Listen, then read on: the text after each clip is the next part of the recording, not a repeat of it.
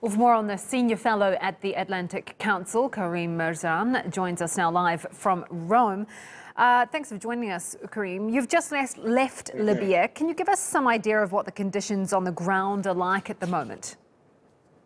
Well, the city of Tripoli was the main downtown was pretty calm. There was there was much less traffic than usual, but for the rest, life went on as usual. The bars and coffee shops were full, and most people were going their way.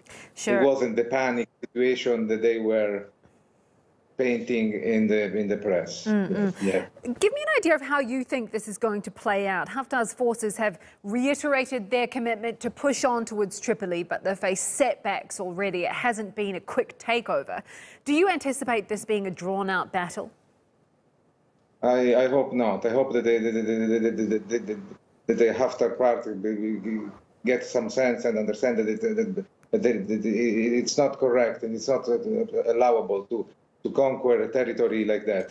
There is the whole anti-Islamist, anti-terrorist rhetoric. It's preposterous. The people of Tripoli are under an aggression. And the Haftar troops are the aggressors, and the international community has to understand that.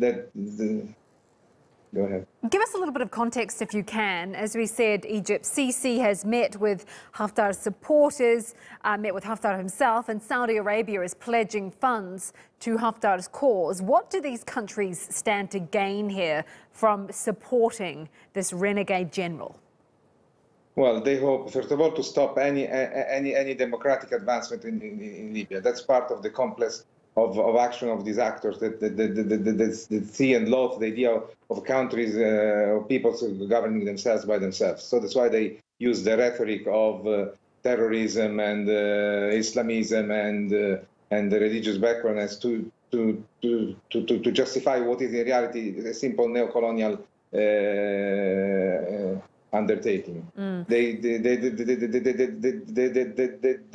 attack against Tripoli is simply an aggressive attack to grab territory, to conquer a country and to run it according to its own wills.